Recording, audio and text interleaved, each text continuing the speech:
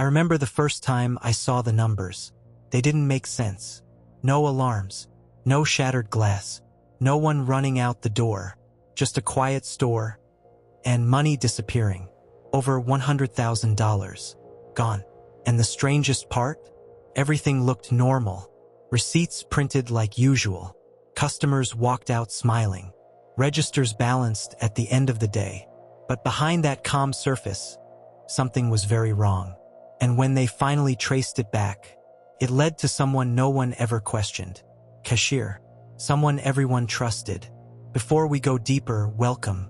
If you're new here, you're in the right place. And if you've been here before, welcome back. Tell me where you're watching from. This channel tells stories that hit close to real life. The kind that make you think twice about what you see every day. If that's your kind of story, you might want to stay. Her name was Kendra Breland. She had been working at Sam's Club for 3 years. 3 years of showing up on time. 3 years of doing her job without complaints. 3 years of building trust without even trying. Coworkers described her the same way. Friendly, calm, reliable. The kind of employee managers didn't worry about. The kind of person customers felt comfortable around. She wasn't loud. She didn't stand out. She blended in perfectly.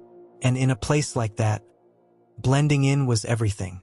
She worked at the membership desk. That position mattered. It wasn't just about scanning items or greeting people. Came with access. Access to customer accounts. Access to payment systems. Access to something most employees never touched. Refunds.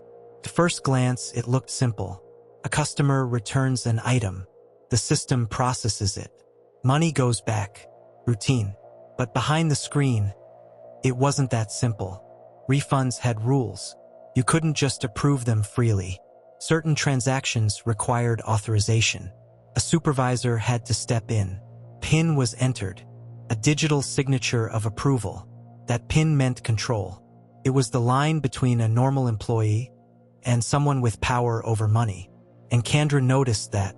Not immediately, not obviously, but slowly, carefully, she paid attention. There was no sudden moment, no dramatic turning point, just repetition, watching, learning, remembering, the way the supervisor entered the numbers, the timing, the patterns. And one day, she didn't need to watch anymore. She knew it. From the outside, nothing changed. She still greeted customers the same way, still smiled, still did her job. But behind the register, she now had access to something she wasn't supposed to have. A supervisor's authority. And with that came opportunity. The system didn't question confidence. If the right steps were followed, it simply processed the request. That was the weakness. It trusted the person behind the screen. And Kendra understood that better than anyone. She didn't rush. She didn't take risks. She waited until she knew exactly how it worked. Most people think theft looks obvious. Someone taking something, someone hiding something. But this was different. Nothing physical moved. No shelves were emptied. No alarms triggered. Everything stayed exactly where it was, except the money. And that's what made it dangerous, because the system didn't see a problem. At least not yet. Everything was still running smoothly. Customers kept coming. Employees kept working. And Kendra, she was just getting started. Started small. So small no one would ever notice. A single refund. No item returned. No customer complaint. No questions asked. Just a transaction processed quietly. She followed the steps exactly as she had seen before. Select the account. Enter the amount. Override the system. Supervisor PIN accepted. Refund approved. And just like that, money moved. The money didn't go back to a customer. It went somewhere else. A debit card. Preloaded.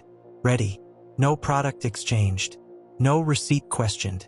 Just numbers shifting from one place to another.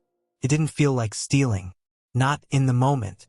Felt like using the system. She didn't celebrate. She didn't panic. She watched. She waited to see if anything would happen. If a manager would call her name. If a system alert would appear. Nothing did. The store moved on like nothing happened. And that silence, that was the confirmation she needed. So she did it again. Another refund. Same method. Same process. Different card. Still no item returned. Still no suspicion. The system accepted it just like before. Clean. Simple. Invisible. And with each transaction, her confidence grew. Days turned into weeks. Weeks turned into a pattern. She became precise. Careful about timing. Careful about amounts. Never too large. Never too frequent. Just enough to stay under the radar. She wasn't guessing anymore. She had figured it out. The cards mattered. They couldn't be traced back easily. Some were hers, but most belonged to people close to her. Family members, people she trusted, or people who trusted her. The money spread out, making it harder to follow. From the outside, she was still the same person. Still smiling. Still helping customers. Still clocking in and out like everyone else. No sudden changes. No obvious signs. That's what made it work. Because no one suspects the person who looks normal. But systems don't rely on feelings. They rely on patterns. And patterns leave traces. At first, it was just numbers in a report. Refunds slightly higher than usual. Nothing alarming. Just unusual. And unusual gets noticed eventually. Then came the overrides. Too many of them. Too frequent. All tied to the same employee. Her name started appearing more often than it should. Not enough to accuse, but enough to question. And once questions start, they don't stop. What looked like routine refunds was starting to look like something else entirely. Not a mistake. Not an accident. Pattern. And patterns tell stories. The system hadn't failed. It had been used.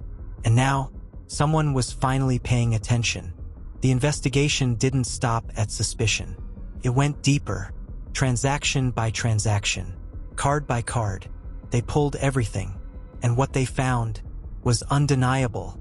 Dozens of fraudulent refunds, all tied back to the same register, the same login, the same person. When they brought her in, she didn't run. She didn't deny it. She talked.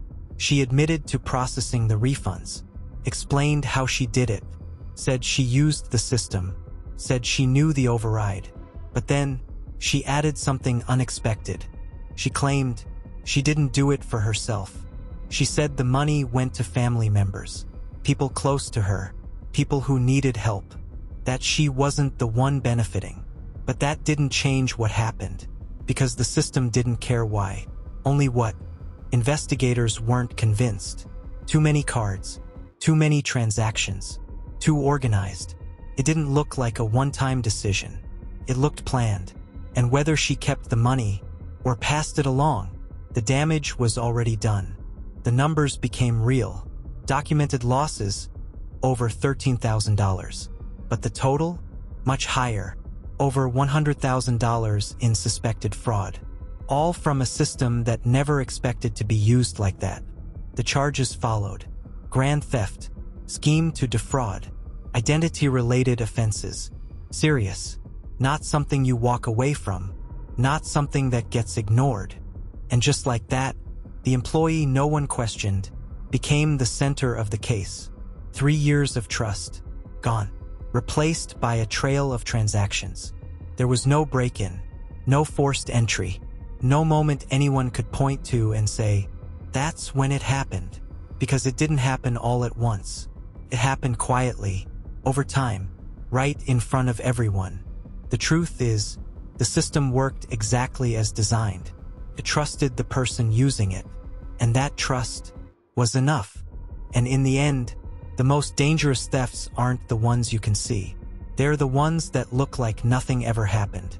The ones hidden inside routine, inside access, inside trust.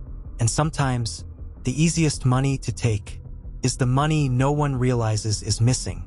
Like this video if this surprised you. Subscribe for more real stories like this. And tell me, do you think she acted alone?